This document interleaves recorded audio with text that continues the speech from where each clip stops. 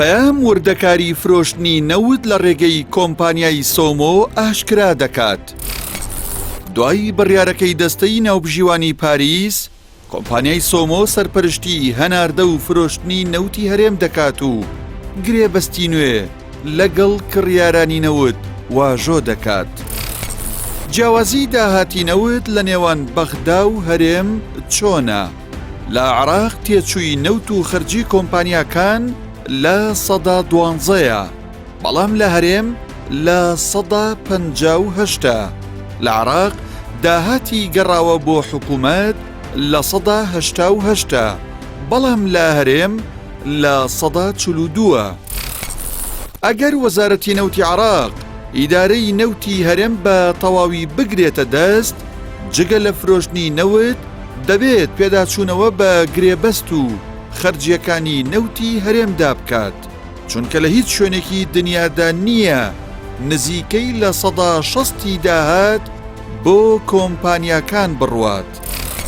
بۆ ئەوەی داهاتی گەڕاوەی نەوت بۆ خەزانەی حکوومەتی هەرێم لە سەدا 88 بێت و خەرجیەکان کەم بکرێنەوە، دەبێت گرێبەستە نەوتیەکانی هەرێم لەگەڵ کۆمپانیاکانی نەوت هەموار بکرێنەوە، ئەمەش کاتی دەوێت.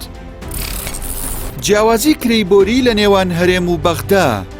حکوومەتی عێراق بەرامبەر گواستنەوەی بەرمیلێک نەوت $1.5 بە تورکیا دەدات، لە ناوخۆش کرەی بۆری نادات، بەڵام حکوومەتی هەرێم بۆ هەر بەرمیلێک نەوت نزیکەی $4.5 وەک کرەی بۆری دەداتە تورکیا.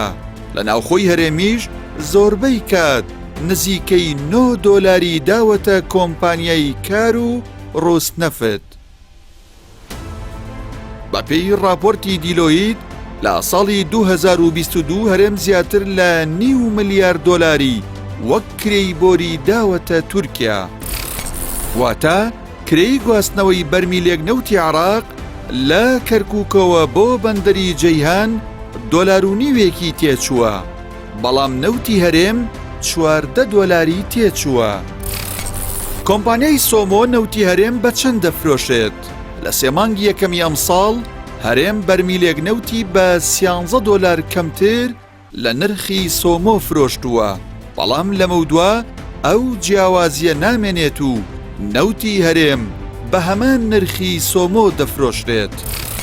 دوای فرۆشتنی نەوتی هەرێم لە لایەن کۆمپانیای سۆمۆوە مانگانە زیاتر لە $250 ملیار داهاتی نەوت زیاد دەکات. داهاتی نەوت لە نێوان عێراق و حکوومەتی هەرێمدا.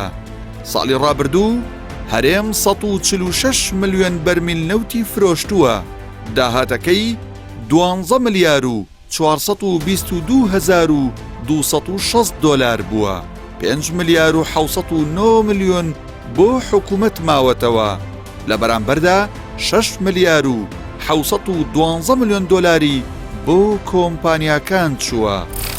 ئەگەر نەوتی هەرێم لە ساڵی ڕابردوو لە گرێبەستەکان، ئیدارەدان، هەناردە و فرۆشتن بە پێی ڕێوشێنەکانی وەزارەتی نەوتی عێراق بوایە، کۆی داهاتی نەوت $13 ملیار دەبوو، 2 ملیاری بۆ خەرجی دەڕۆشت و 11 ملیاری بۆ خەزێنەی حکوومەت دەگەڕایەوە.